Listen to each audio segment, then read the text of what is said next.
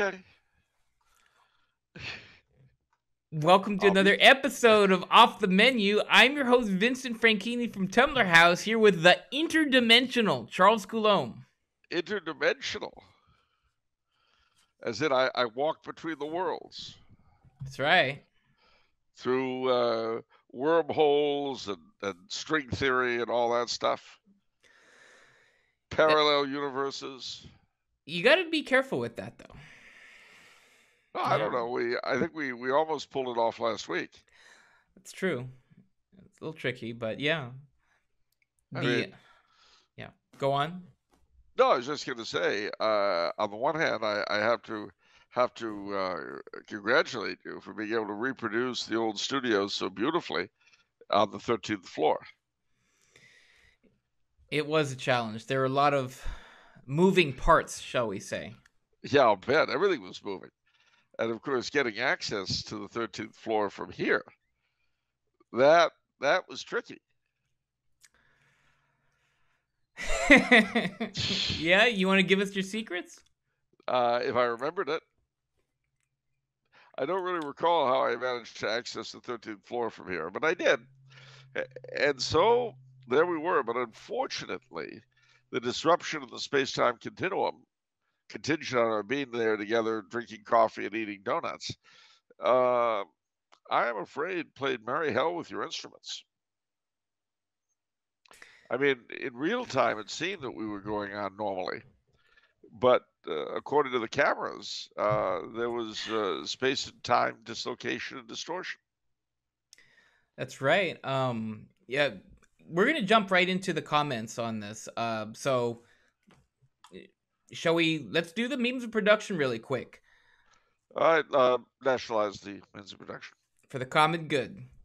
Todd Bird says, the cinematography for this episode is very avant-garde. It's borderline experimental. Off the menu is blazing trails. Yeah, that's one way to put it.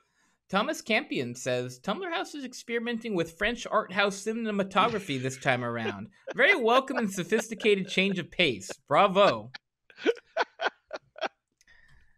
Samantha Studio says, I must say, the animation reminds me of early Dali films.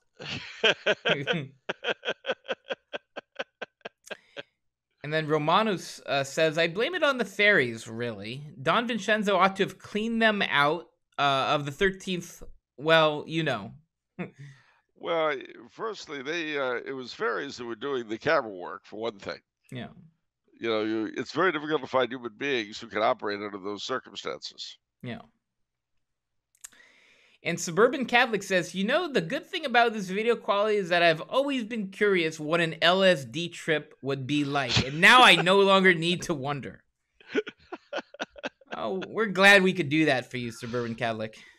Indeed. And pull you out of the suburbs and bring you into the full light of total sophistication. Yes. While we're here, just a couple other comments from referring to previous episodes. So remember when we were talking about that banana, mayo, and peanut butter sandwich? Oh, yes. Susanna had submitted that. And so she commented on your comments. And she says, of course, I forgive you for your hurtful remarks about the banana, mayo, and peanut butter sandwich. Though honestly, hearing you talk about it was hilarious, since just one show prior, you were waxing poetic about chili containing chocolate and cinnamon served on spaghetti noodles. If the banana, mayo, and peanut butter sandwich is pregnant lady food, then Cincinnati chili is what drunk people eat at 1 a.m. God bless, and I hope you are having a wonderful week. We are now, oh, Susanna. She got us there. Yeah, anyway. Yeah, you get a point there, young lady. You're no arguments on my part. Pregnant lady food, indeed. Drug food. Well, all right. What else we got? Lastly, Don from Florida says, as per Sir Charles's comments on the proposed Italian takeover of the month of March, yes, us Italians have all known a relative or two to imbibe a bit too much Dago Red. in the privacy of their own homes. But See? what you won't find is us laying in some gutter drunk on Dago Red in a city that has dyed its river Dago Red.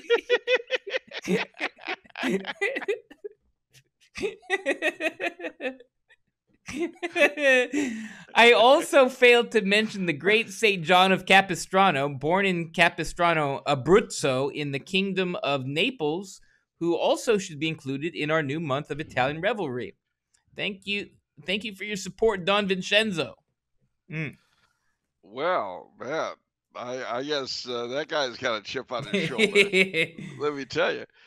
I like the bit about taking the river take over. That was good. Yeah, well, you got to accommodate all this stuff. Why can't we just open hands, open minds, open hearts, etc. Yeah, I know. In the immortal words of Rodney King, why can't we all just get along?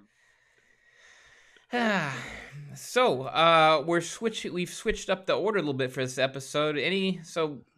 How are you doing, Charles?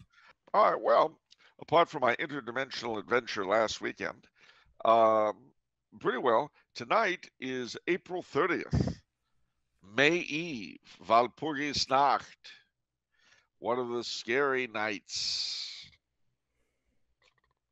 And throughout Central Europe, people light bonfires tonight, and in Ireland. Well, they're lighting the fires to distract, disorient, and disperse the witches who are flying tonight on their broomsticks from all over to their great sabbat in the Brocken in the middle of the Harz Mountains.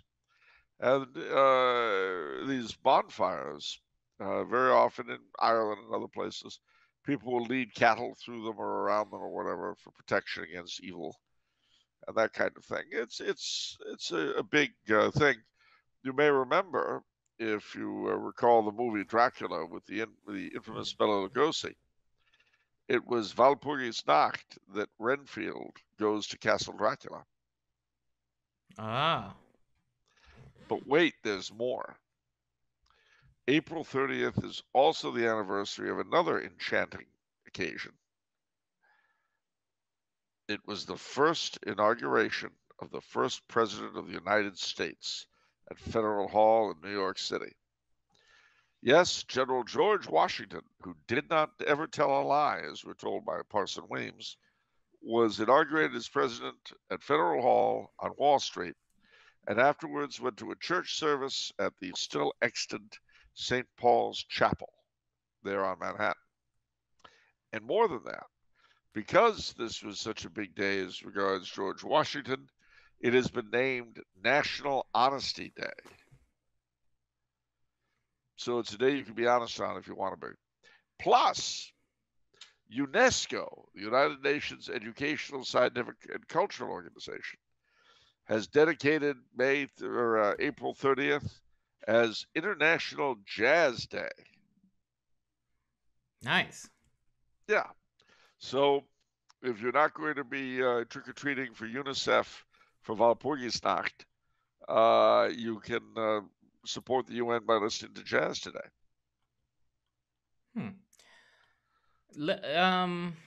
Question about Walpurgisnacht. So that's based on, so people are lighting bonfires to sort of be an annoyance to the witches or riding brooms in the air.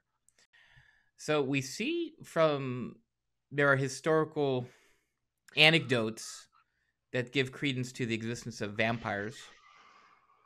Is there any sort of historical anecdotes that give credence to witches and brooms and flying? Well, brooms and flying, there are stories of the witch trials, but certainly people performing black magic on the one hand, and on the other hand, selling their souls to Satan or whatever their given religion holds as the principle of spiritual evil in return for occult power. That's a universal motif to this day in pagan places in Africa and China. Witches or accused witches, I should say, are routinely murdered. And, I mean, even as late as the 1930s in Pennsylvania Dutch country, you had the famous hex murders, where a so-called powwow doctor of Pennsylvania Dutch magic was killed in a place called Remeyer's Hollow, Pennsylvania. So we're not really as far beyond all this stuff as we like to think we are.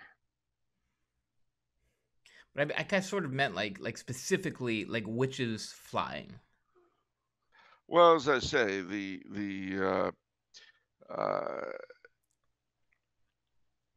stories we get from the witch trials present some interesting facts. One is that there was an ointment that witches claimed to be able to make that would allow them to fly, but the ingredients include several hallucinogens. So who knows? Okay, I got Although you. there's the famous story of or a couple of Thomas Aquinas' brothers taking advantage of his credulity. And they said, they ran out, looked at the window, looked up at the moon, and said, "Oh, Brother Thomas, there's a witch flying on her broomstick against the moon."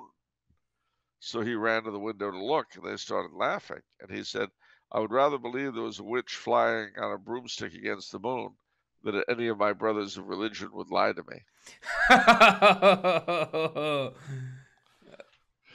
Wow.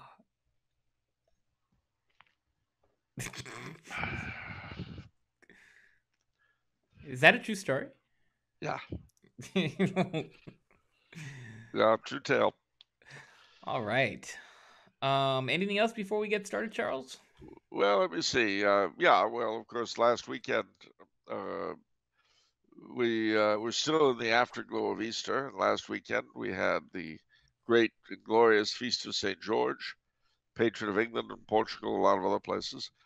On the 25th, we had the Feast of St. Mark, who is, of course, the patron of Venice and Egypt, and is an apostle and one of the four evangelists.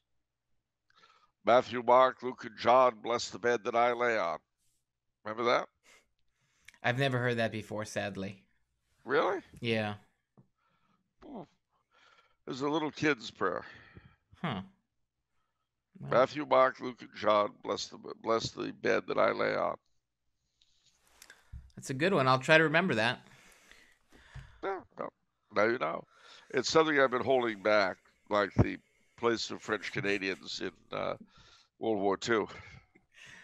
Oh, Charles is referring to the pre-show. We had a lot of fun on this pre-show. If anyone wants access to it for $5 a month, get access to about pre-shows, about 30 minutes each. But I'll just reread this question, which Sandra asked on the pre-show. She says, "My question for Charles is, why does he not let it be known that one of his people's French-Canadian immigrants to the United States claim to fame was having one of their own be a participant in the raising of the flag at Iwo Jima? Why doesn't Charles let it be known? What else is he hiding about the French-Canadian people?" These are questions that people want to know. It's wonderful. The French Canadians are the holiest people ever to sanctify the earth with their presence. I've been holding out. I think I think it comes down to you're in the pocket of Big Almond. Yeah, I think so. They've. Yep. Loose lips sink ships. Yep. Well, you notice I'm eating peanuts. That's true. So I'm being punished. It's true. Yeah, Big Almond, are Big Almond lying to you? That was the question we asked before. And notice, they're so powerful, nobody has picked up on it. Even now that Twitter's under a new regime under Elon Musk, I'm willing to wager there's not going to be any inquiry into Big Almond's role in things. How do you feel about that? You probably don't care too much?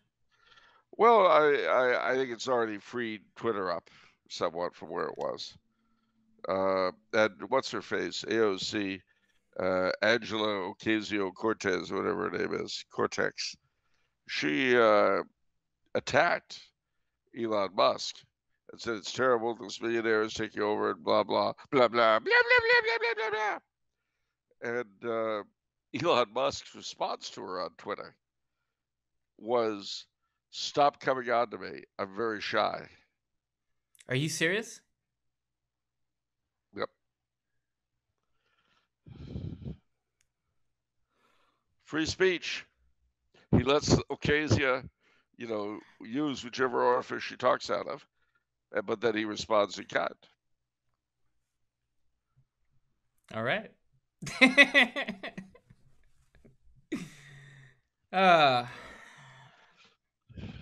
Oh, she was very upset. I don't It's think so so. awful. It's a boring marketing tactic, to be honest. Just be as provocative and crazy as possible. Attack people in power who are going to respond, and then create an annoying news item. I think AOC is not nearly as hot as Eleanor Clift. What did I say about talking about annoying broads? What did I say? You said you missed it. You You said that annoying broads were America's lifeblood. You said that without annoying broads, civilization would come to a halt. That is some fake news right there. How dare you? What? I saw it on Twitter. That is slander. All right. Are you ready for State of the Week? I am ready. What's our State of the Week? Hysteria? Confusion? Let's see. As one commenter said, is the State of the Week just the host's random whims? Yes, it is. Let's go Well, right, with that answers that question. Let's go with Idaho. I'm really curious about Idaho.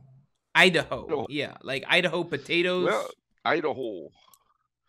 Yeah, well, also a lady named Ida, whose job was completely, well, never. Anyway, Idaho is an interesting place. I have to admit, I have a lot more experience with the northern panhandle of Idaho than I do with the south, with Boise and all that. Down there, southern Idaho is a bit like northern Nevada and places like that. It's Great dry? Basin. Dry, Great Basin, and so forth. Huh. But obviously, the furthest north you go, the further north you go, the cooler and greener it gets as you get into the mountains and so forth. Idaho was part of the Oregon country and was settled initially by French Canadians. Wow. As were Washington and Oregon. We're just hearing this for the first time from you? Yes. Working for the Hudson's Bay Company. Okay? Okay. And of course, Lewis and Clark went through it on their way. One of my favorite places in Idaho, though, is the Cataldo Mission, which is the oldest building in the state, founded by Father Cataldo, way, way up in the northern panhandle. And I myself, the first time I went to Idaho was for the 1973 National Jamboree in Farragut State Park, Idaho, by Coeur d'Alene. Now, speaking of Coeur d'Alene and the area around, northern Idaho also is a refuge for, shall we say, alternative people. Now, when I say that, you probably first start thinking of Sedona, and places like that, Ojai, really high energy alternative spirituality places. Mount Shasta, yeah. Well, it's kind of a refuge, all right, but not for that kind of people. No, a lot of trads in Coeur d'Alene and the surrounding area who are conveniently arranged into SSPX and FSSP factions. I know people on both sides there. Not too far away, in the 70s and 80s, was the infamous Hayden Lake, which was a refuge for white supremacists. Real Uh-oh. racistas. Oh yeah. So, but the feds kind of broke all that up. So Hayden Lake isn't a deal anymore. Lewiston, Idaho is a small town, but it was actually the first capital before Boise. Hmm. And Caldwell, Idaho, home of the Caldwell printers, the Caxton printers rather, were Eric von Ledeen's first publishers in America. And that's about all I can tell you, except there's a cathedral in Boise that's worth seeing. Great. All right, Charles, good enough. All right.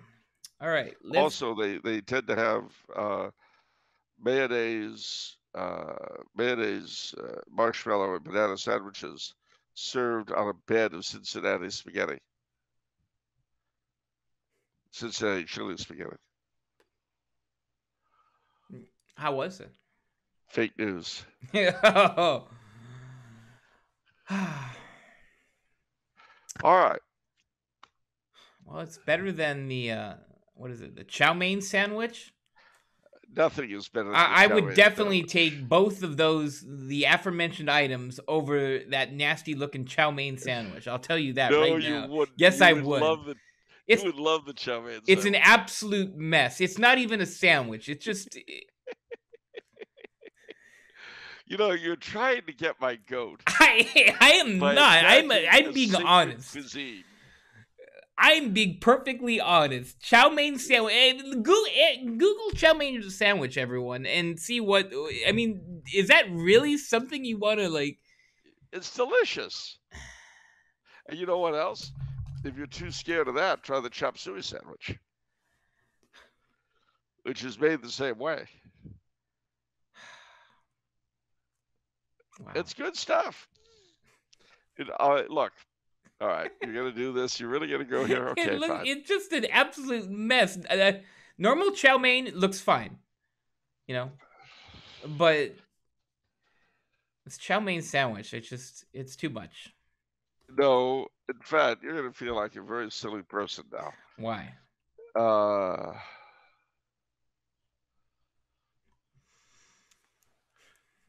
Nathan's was serving chow mein sandwich, so there. With the hot dog company? Yeah. Well, what? Listen to this. Listen to this. Chow mein challenge. In one day, Mi Sum serves 1,500 orders of Fall River's favorite sandwich. What do you think of that? That they served a lot of people? Yeah, they eat a lot of people. It's Emeril Lagasse has his own recipe for it. What do you think of that? I think Emerald just brought it down a notch, to be honest. Usually kicks it up a notch. There he brought it down. And there's more. This restaurant, they love this stuff. It's great. It's great. All right, this is from YouTube. Oh no, better. This is from the Atlas Obscura. Chow mein sandwich. Crispy noodles made a sea of gravy inside a hamburger bun. The crispy, gravy-laden chow mein sandwich is a coveted comfort food in several New England towns. The hybrid sandwich's presence is so entrenched in the community that it appears on school lunch menus, and when a fire threatened the production of the sandwich's special noodles, a public outcry brought them back. The craze began when Frederick Wong, a Chinese immigrant, got into the family restaurant business in Fall River, Massachusetts in the 1920s. Wong realized that New Englanders were particularly fond of gravies, so he crafted a sandwich that combined his own distinctive chow mein noodles with a minced meat, thick layer of gravy made with celery, bean sprouts, and onion, and a hamburger bun. His Oriental Chow Mein Company has been known for it ever since.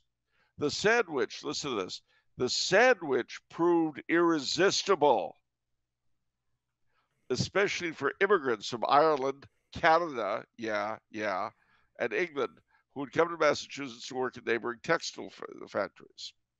For 5 cents, the Chowmein Sandwich, often coupled with French fries and an orange soda, became the go-to cheap filling meal for Fall River residents.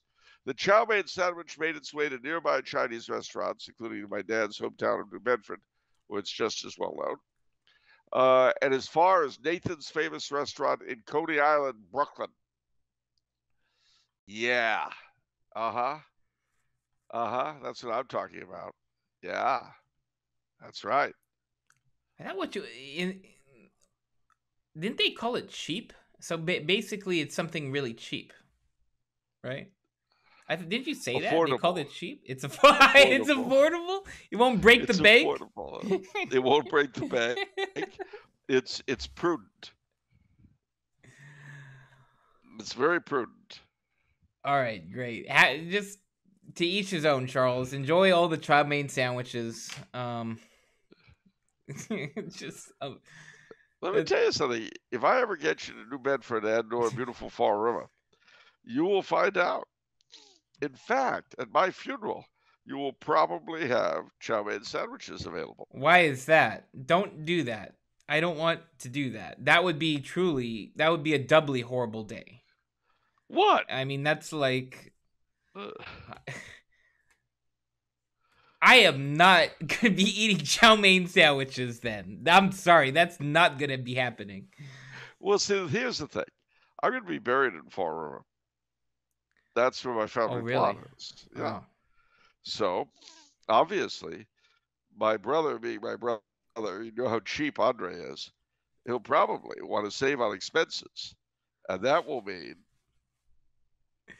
you guessed it, all the Chowmein sandwiches you can eat.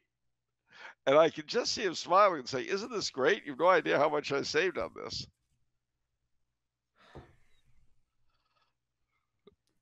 I don't even want to. This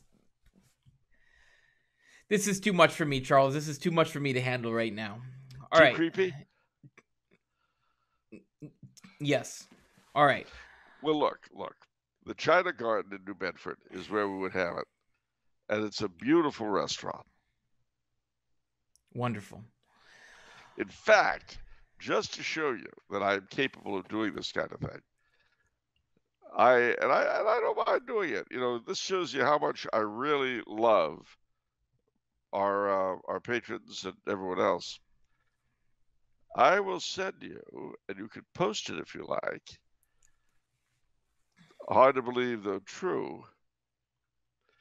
There's only in downtown New Bedford, which is some distance to be fair from the place, the Bamboo Garden. There it is. Now, if I can get you, it's one of the most attractive Chinese restaurants I've ever seen in my life. Charles, how about you just like sort of, when it comes to Chowmein sandwiches, just adopt the same policy you have when it comes to like French Canadian knowledge, which is just not let it be known. Just keep it. Oh no! What? The Bamboo Garden is closed permanently. That thing. Oh, wait a minute. Hold on. Charles, the audience isn't going to tolerate just sitting here waiting while you do internet searches for Chowmein sandwiches, okay? No, it's not Chowmein sandwiches I want. It's the oh, this is just terrible. All right, here. Fine. Apparently the place is defunct. I can't believe it was going in my dad's day, World War II. But it doesn't matter. Here it is. I'm sending it to you. A late lamented Bamboo Garden restaurant. Feast your eyes. Okay. The Bamboo Garden restaurant in beautiful downtown New Bedford, Massachusetts. Very pretty Asian style columns. Very ornate. Yes. Golden dragons. That's nice. It's wonderful. And I'll tell you what, it really is painful to find out it's closed. It was there when my dad was a boy, if you can believe it. It was called the China Clipper back then. All right. That had nothing to do with the prices, by the way, because if it had been a clip joint, they wouldn't have been serving Chowmein sandwiches, would they? They'd have been serving flaming fillet of yak, Peking style or something. All What's your right. favorite Chinese food? If you're so particular, you won't touch Chowmein sandwiches. What is your favorite Chinese food?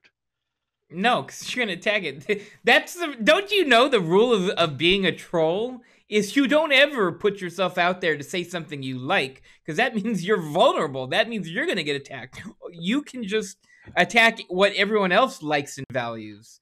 Yeah, I would nice never try, attack. Charles. I would Nice try. never attack. I would never attack a Chinese dish of any No, kind. I'm not falling for it. Try it. No, I'm not Go gonna ahead. try it. No, I'm not going to troll you. no, no. All right, moving on to the Did you ever see questions. Lucy and Charlie Brown? Yes, I did. Did she ever pull the ball away? No. Okay. So you're Uh, Lucy in this scenario? yes, You're and I identify. won't troll you. I Okay. won't troll you. So No. go ahead. No. Favorite Chinese dish? No. I cannot. I cannot because I'm a man of simple tastes. So they're going to be very simple things, but tasty things. I Sorry. won't make fun of them. No. Chowmein sandwiches are like that. All right. Very simple, Question. very tasty. A question from Mason, All right. who Be says, that way. "I have a question for Charles. If he would be so kind to answer." Could do. The discussion of Western Orthodoxy reminded me of the case of Philip Ludwell III, who was a planter in colonial Virginia who converted to Orthodoxy. I don't know much about him beyond his Wikipedia, but I was wondering if Charles knew anything more about him. What is the history of Orthodoxy in America? Also, but oddly connected, I have been reading about Venetian Dalmatia recently for college and learned that there was a surprising level of contact between Western European Protestants and the Orthodox. And I was wondering if there are any other examples of individuals in Britain or America who either became Orthodox or were Anglo Catholics who used a lot of Orthodox sources. Was Orthodoxy merely a way for these people to say that they agreed with Catholicism on most things while circumventing anti-Catholic laws? Well, several different things at once. Firstly, in America, Ludwell was actually received into the Russian Orthodox Church in London. The reason for that is that Russian Orthodoxy was the only branch, it was the only one of the Orthodox churches that had both the money, the time, and the lack of persecution to be able to pursue any kind of real evangelism outside the Orthodox heartland. Ludwell, of course, was quite exceptional, but it was in the 18th century that Orthodoxy really came to North America with the Russians when they came to Alaska. And they settled places like Kodiak and Sitka and so forth, and eventually founded Fort Ross in California. That was as far as the Russians went. In 1867, the Alaska, as you know, was bought by the United States. And a few years later, the Russian bishop in Sitka shifted to San Francisco. Now, at this point, you started having, after the Civil War, all sorts of Orthodox immigrants coming from Eastern Europe. These all went under the Russian Orthodox Church. They were all Russian Orthodox. They all answered the bishop in San Francisco, who in 1905 shifted to New York City. And during this period, there were several Carpatho-Russian schisms from the Catholic Church, thanks to people like Archbishop Ireland. And these too entered the Russian Orthodox Church. So it was until the Russian Revolution. Now, when that occurred, when the Russian Revolution occurred, what's the word? The Russian Orthodox Church in America collapsed. because of what was going on in Russia with communism and so forth. And at that point, each of the ethnic Orthodox groups in America set up its own jurisdiction. Now, the Greek Orthodox primarily came under Constantinople, but there were Greek Royalist and Greek Republican churches that were in schism from one another for a while until the monarchy was restored in Greece in 35. After World War II, the Romanians, Bulgarians, Serbians, etc., split up between pro and anti-communist factions. And the Russian church broke into three parts. The so-called church outside Russia, which is very monarchist and hardcore. The so-called metropolia, which were the minority of parishes that were still under the Patriarch of Moscow. And the larger number joined what was called the Russian Orthodox Church in America, which accepted the spiritual authority of the Patriarch of Moscow, but not his governance. And eventually, they were recognized as an autocephalous church, but only by Moscow, not by Constantinople.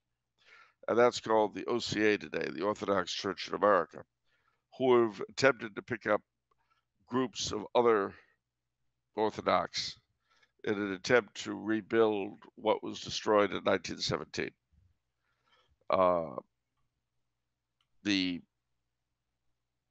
We have the Antiochian Orthodox, the Serbian, Bulgarian, Romanian, Greek, Russian, and then the non-canonicals like the Ukrainians and the Macedonians and the Albanians and so on.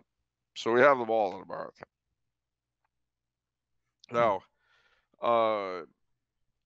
when in England, when William of Orange took over from King James, there were a group of Anglican clerics and lay people who refused to swear allegiance to him.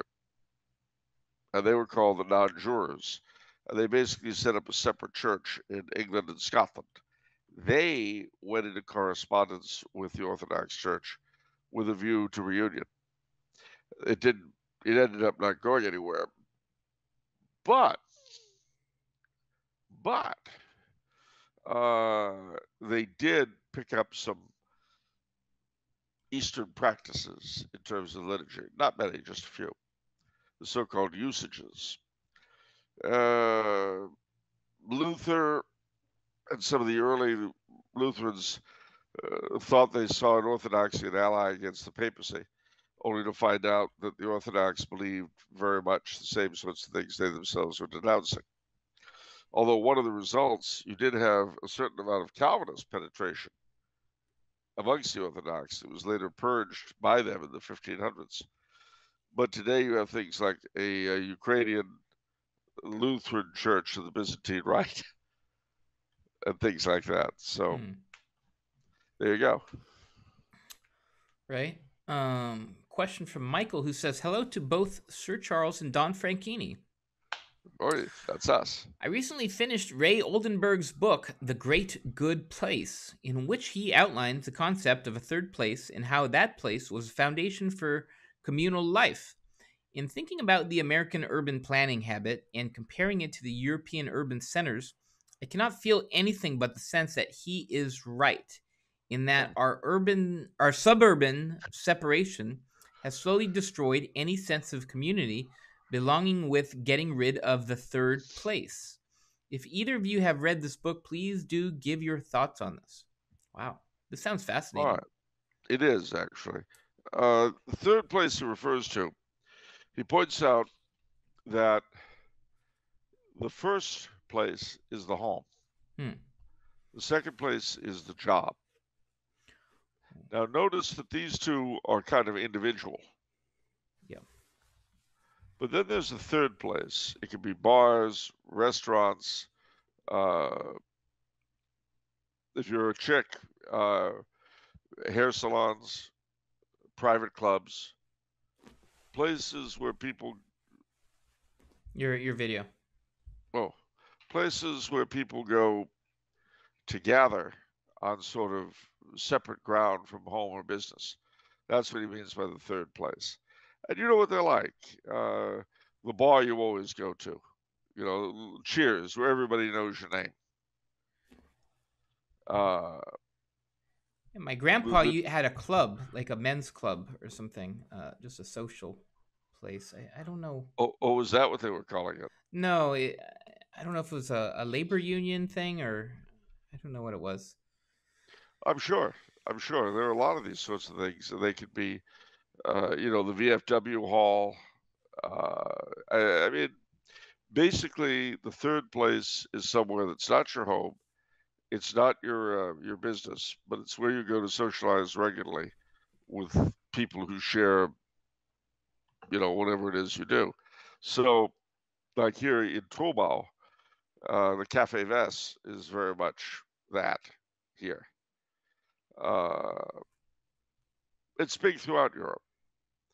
You know, uh, I mean, it was taken so much. What's interesting about Oldenburg's book is that up until relatively recently, this kind of thing was taken so much for granted that people didn't even think about talking about it. You know, it's just say, Vinny, meet me at the diner, and you didn't need, I didn't need to tell you which diner. It's the diner we always go to. You know, we get to the diner, and there's the owner who's always glad to see you, and there's the usual cast of characters, and that kind of the third place, the great good place, is very, very important. Unfortunately, as COVID didn't help, of course, Yeah. but as we've retreated behind computers, as we moved out to the suburbs and so forth, these places became much less a part of the experience of a lot of people. But there are often attempts to make up for it. Condominiums, for instance, will very often have common spaces for the tenants. But whether or not that develops into an organic thing depends entirely on the people you've got. You know, this was revealed to me. Let's see, how do I tell this story quickly? I belong to a federation of student fraternities here in Vienna that have these little clubs called Buddhas. And I took 5 of my classmates here to one of them. And it so happens that one of the 5 has a grandmother who lives in Vienna and has a really great view from the top of her roof. So we had a good time, the 5 of us. There were 2 gals, 2 guys, and myself. And as we're leaving, the friend with the grandmother says, "Why don't we go to my grandmother's place and have a drink up on the roof? It's the most beautiful view in Vienna. You'll love it." So we all looked at each other and said, "All right, sure." There were 6 of us total. Well, we get to the apartment building. We get into the elevator. It stops. It's 2 a.m. You see, the maximum occupancy, which we didn't check, was 5. And we crammed 6 people in there. So we were stuck between floors. There's a phone to call the company. We call the company. They could be there in a half hour. Okay. So what do we do in that half hour? We talked, we sang, we told jokes, we told stories, we prayed. It was actually a lot of fun. And eventually they came, they let us out. We went upstairs. Sure enough, it was a wonderful view. And then, you know, afterwards we dispersed and went back to where we were going. I tell the story because a couple of days later, I mean, the being stuck in the elevator with that crew was a lot of fun. But a couple of days later, one of the girls says to me, "You know, Charles, that could have been hell on earth." So what do you mean? Oh, imagine if we'd had a different set of people. The claustrophobe, the person who was feeling sick, the person who had to use the bathroom, the complainer, the whiner. It could have been hell on earth. But instead, it was a lot of fun and a very amusing story. Well, I mention this because so many of these third places, these great good places, depend precisely on the cast of characters who show. And they become depending on how successful it is, it just becomes part of your personal landscape. You know, you always stop by there on the way home from work or on the way to work, perhaps. Days off and that kind of thing. So, according to Oldenburg, these sorts of things are the very center of building community in modern life, and to be deprived of them is extremely unhealthy, not just for communities, so them too, but also for us as individuals. Because there needs to be a place where you can go where you feel comfortable and accepted, and it isn't about the job, and it isn't home. Wow. Finally, this is one of my all-time favorite questions because it verbalizes something that I feel is a need or desire in so many people. And I think it's perhaps looking for the third place is one of the reasons why I wanted to join the Knights, is to have more of that. I feel like the Knights, they don't fulfill, or at least they don't satisfy on that level. I know a lot of other young men feel that way, depending on the council, that there's not a lot of young people in the Knights. I can understand that. And one of the things... does our council... Excuse me? Have a bar? Does our council have a bar? No. Yeah.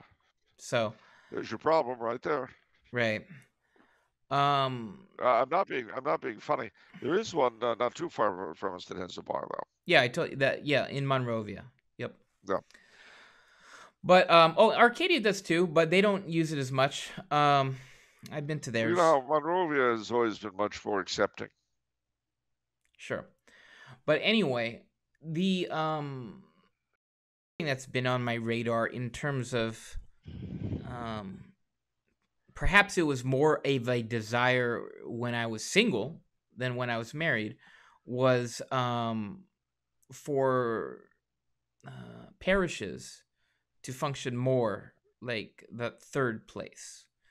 And some do. I mean, it's not true for the most part. It is true of the ordinariate. But for most Catholic churches, not all, the aftermass is not that big of a deal. But in Protestant churches, a lot of them, the coffee and the coffee clutch after the service is a big part, a regular part of the parish life. Yeah. You will find it in a lot of trad communities. It is. Yeah. The aftermass is a very big deal. You find that in ordinariate communities. You find it in the Eastern Rites, actually. And in the Eastern Rites, because they have exotic food, it's very often if you go to an Eastern Rite parish, very often after the liturgy, you'll have all kinds of goodies brought out to eat. And San Conrado. You remember that? San Conrado? Yeah. That sounds so familiar. It's in Chavez Ravine. It's right by Dodger Stadium. Oh, that's right. The best after mass breakfasts. Oh yeah. Yeah. Absolutely. There for its parishioners, it definitely does serve on Sundays the third place thing. I feel like in especially this modern world we live in, that is such a vital thing for parishes to do. Yeah. Again, working at an old bookstore, Catholic Treasures, you'd see we just need to reaffirm each other that we're not crazy. You know what I mean? Like, well, especially here in California, Treasures, where it's like if you want to get along with people, you generally have to zip your mouth. You know? Well, it's called freedom of speech. It's guaranteed in the Constitution. Yeah. Yeah, I know all about that. Yeah. Not that we're lying, filthy scumbags, but no, that's very true. And in its best days, Catholic Treasures was very much a third place. Yeah. Yeah. You know, and for that matter, looking back over my life, you could almost say that every really successful third place needs to have a laugh track. As the different regulars come in. Right.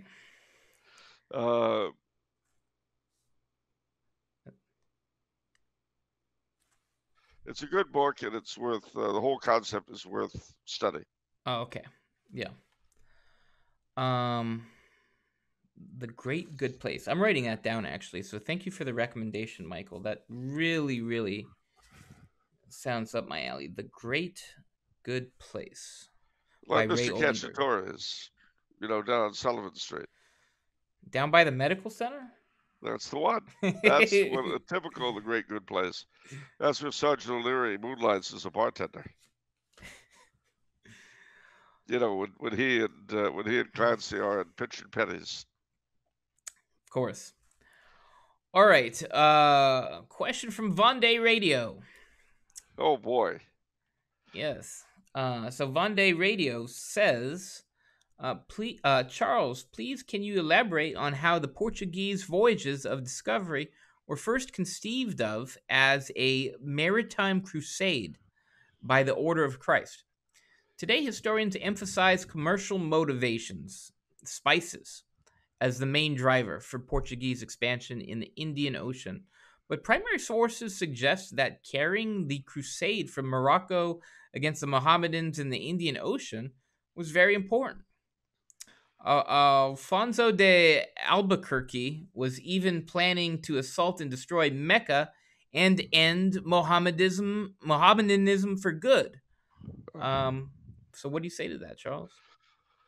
Well, I mean, as so often the question, Vendée Radio asks but really answers the question. That's exactly true. I mean, the Portuguese, like the Spanish, they saw their exploration as an extension of the Crusades and as the purpose of being to put out the faith. And that's why, to this day, if you go to the places in India, Bangladesh, Myanmar, Sri Lanka, and Indonesia, and Thailand, that the Portuguese settled, you'll see in each of those countries that's the foundation of the faith is the Portuguese activity. I think those motivations are just simply beyond the modern scholar. I don't think people can, because of their godlessness, that they can't even relate to missionary activity. You know what I mean? Yeah, I do. I mean, you remember before the show, I told you, I think the term modern scholar is a contradiction in terms. If it's modern, remember, we're talking about people who presume to judge the probity of the past. Oh, they were brutal and mean while supporting infanticide.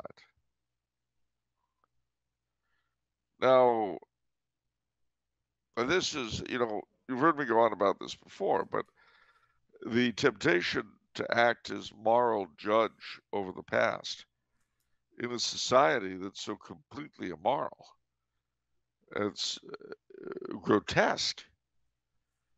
It's like Al Capone, getting moral outrage over the rate of car accidents. Right. Excuse me, Mr. Capone, you realize how many people you yourself rub out? That's different. That's business. But do you know how many unsafe drivers are on the road? It's a national disgrace that we have so many unsafe drivers on the road. Don't these people take their driving lessons seriously? They get their driver's license. They take these, and here it is. They're getting the accidents. Mr. Capone, what? You realize you blatantly order killings right, left, and center. Yeah, so I told you it's business. What's wrong with you, kid?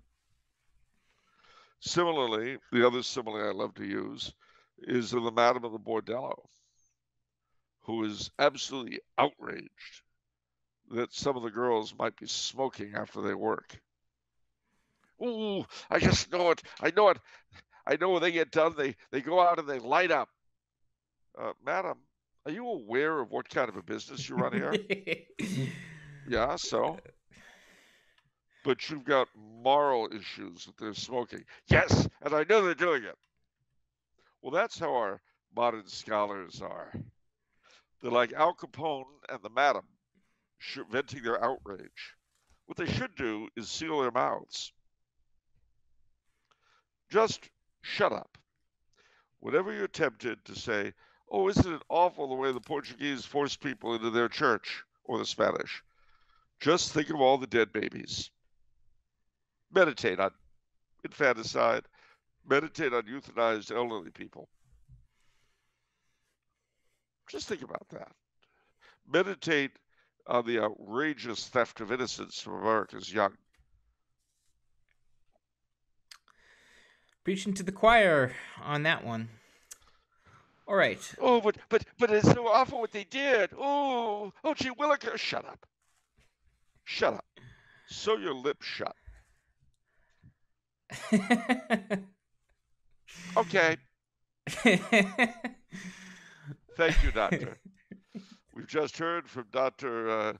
Frederick McClanahan of the Department of History at the University of California at Los Angeles. Anything you'd like to add, Doctor? Thanks very much for your input. Bye-bye. All right. Next question is from Cal. It says, greetings and a happy Holy Week to the iconic Tumbler House duo. Sorry, we're a little late on this one, Cal. Sorry about that. This season of Lent, every week can be holy. Oh. This season of Lent, I have been thinking about the other Abrahamic religions who deny the mystery of the incarnation as the Pharisees did. Specifically, I have been wondering why religious Jews deny the incarnation and claim that the apostles misquoted or misrepresented Old Testament passages to suit their own narrative. Admittedly, some of the Jewish objections to Christianity, at least as they are presented, do seem to be well thought out and at least worthy of a response. The main issues that I see them bring up is that the Messiah was not prophesied to be God incarnate in the Old Testament, and that there is no mention of God being a Trinity either. How have Catholic theologians, historically or contemporarily, responded to these sorts of objections to well-established Catholic doctrines? Well, several ways. Firstly, as far as the Trinity goes, remember that in the beginning in Genesis, God refers to himself in the plural. Oh. Wow. Why do you think that is? Let us make man in our image. And the Spirit of God breathed upon the waters. Well, that's the introduction of the Holy Spirit. Now, as far as there being no mention of him in the Old Testament, that's not true. References to him are run rampant, especially in Isaiah, which was called by the fathers the fifth gospel. That's why you see it so much in the Christmas liturgy. The other thing you got to bear in mind, too, is that after the destruction of the temple in 70 AD, Judaism was radically revamped.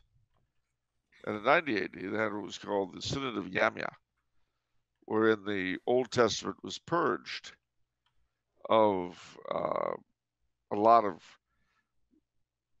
prophetic statements that could be applied to Christ.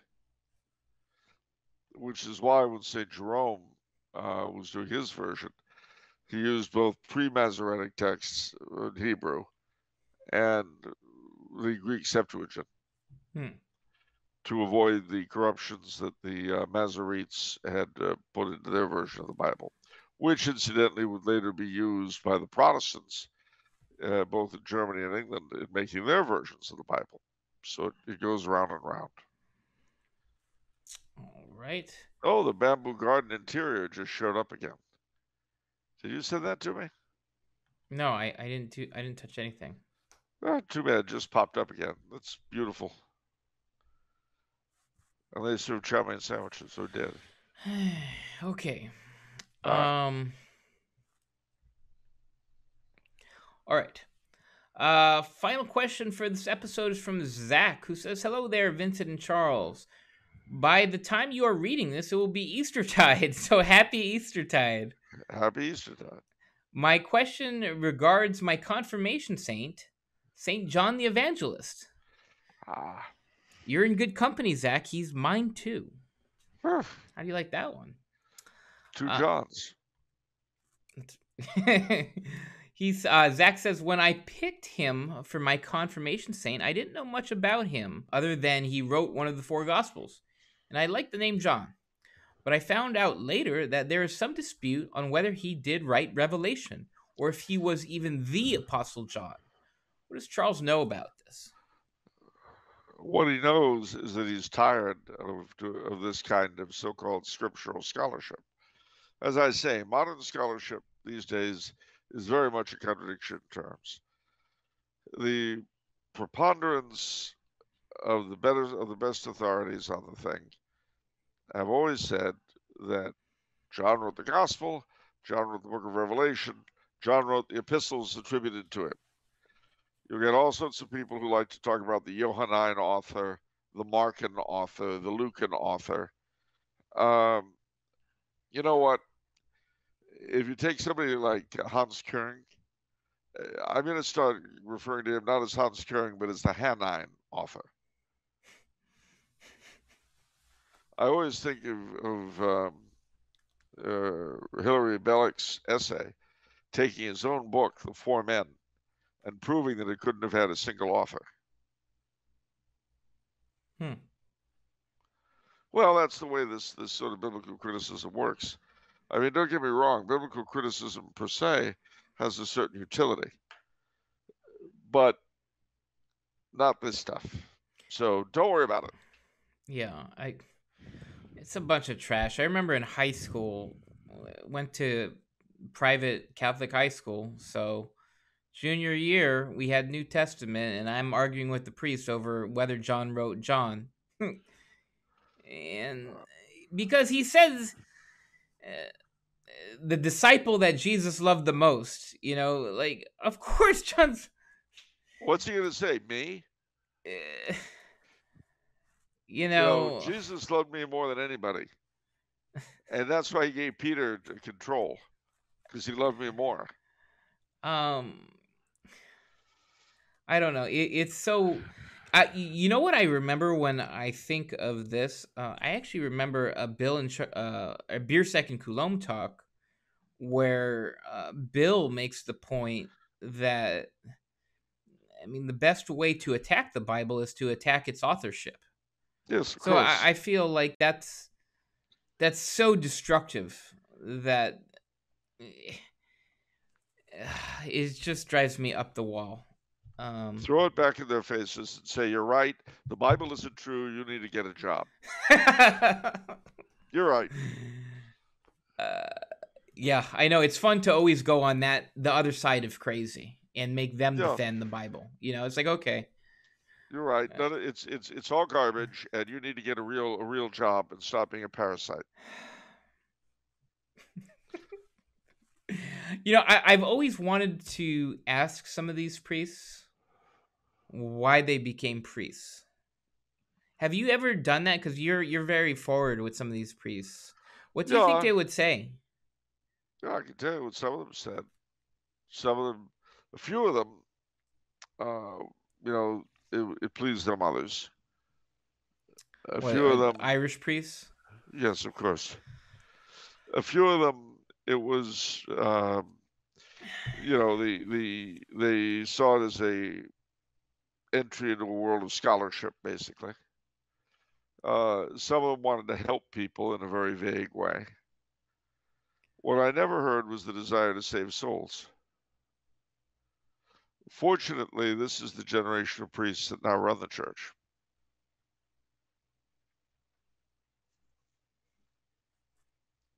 See I'm smiling?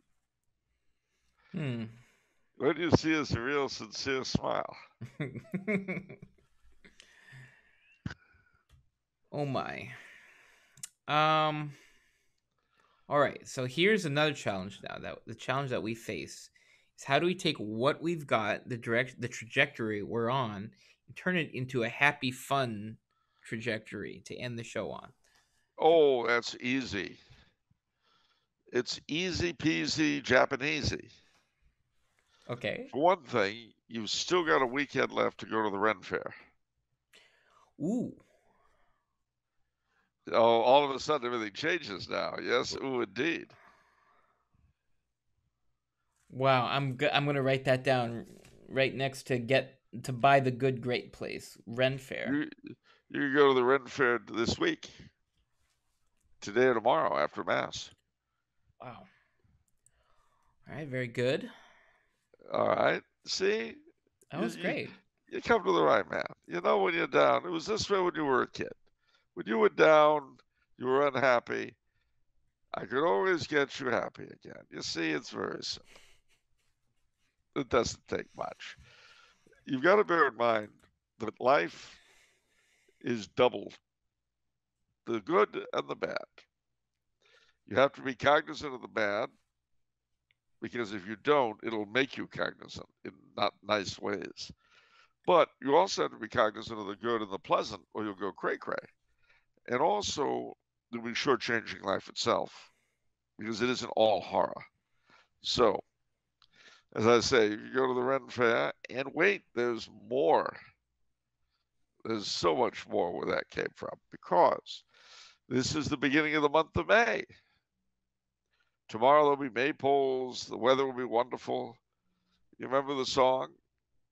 I was strolling through the park one day in the merry, merry month of May, when I was taken by surprise by a pair of roguish eyes in the merry, merry month of May.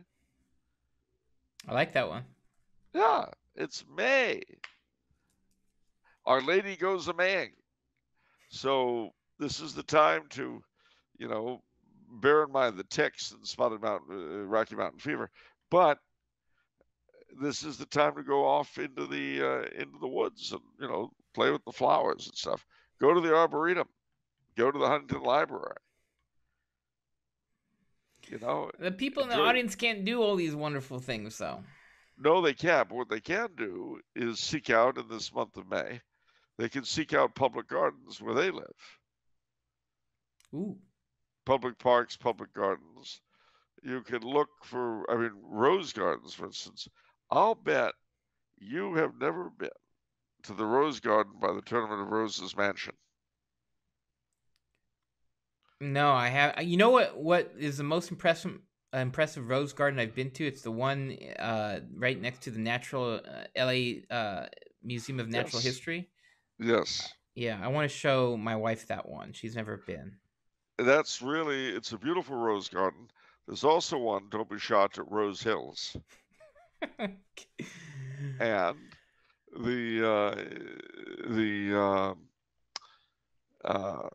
what is the name of the cemetery in Altadena? No idea. Anyway, look it up. It's very old. It's got a beautiful mausoleum and all that. But I think they've got some sort of a garden.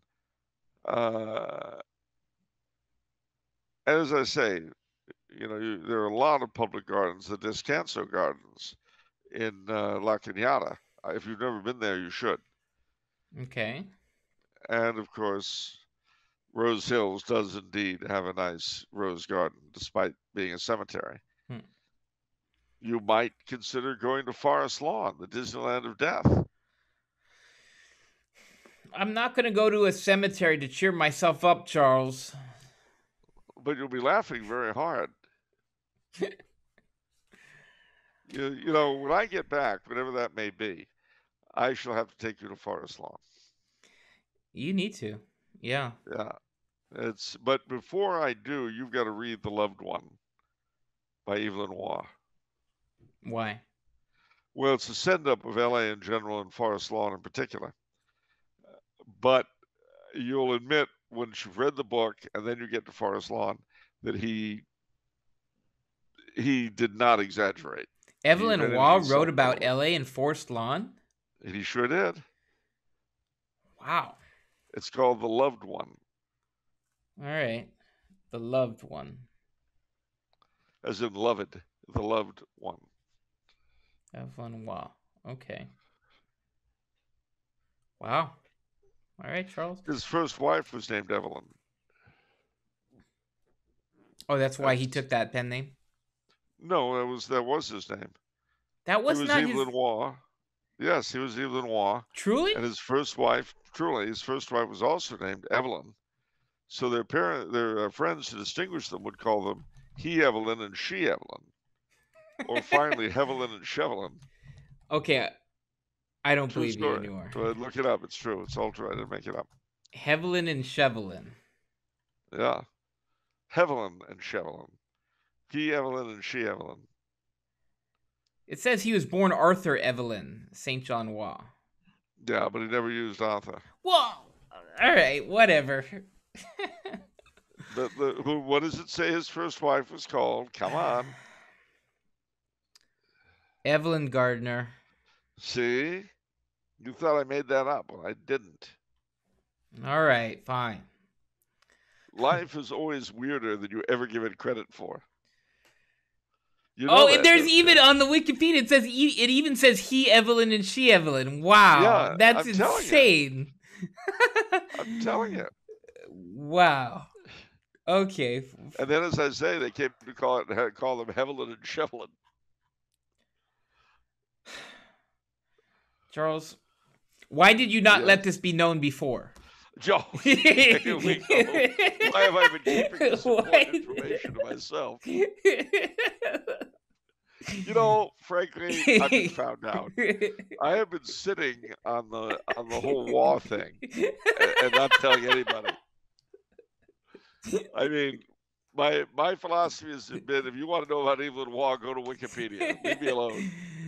I wasn't telling nobody nothing. All right. Feel better now? Yes, I do. See? And you thought going to the cemetery wouldn't help. All right, that'll do it for the show, everyone. I hope you guys have enjoyed it. I personally enjoyed it a lot. So I don't know how I feel, because I mean, you know, it's just that, because it's like, I mean that, because you know what I'm saying, and I feel that, because it's just that, I mean, you know, it really, because yeah. I think I know exactly what you're saying, Charles. You're trying to say, if it's Monday, it's off the menu. And the soul you save may just be your own. See you next week. Take care, all.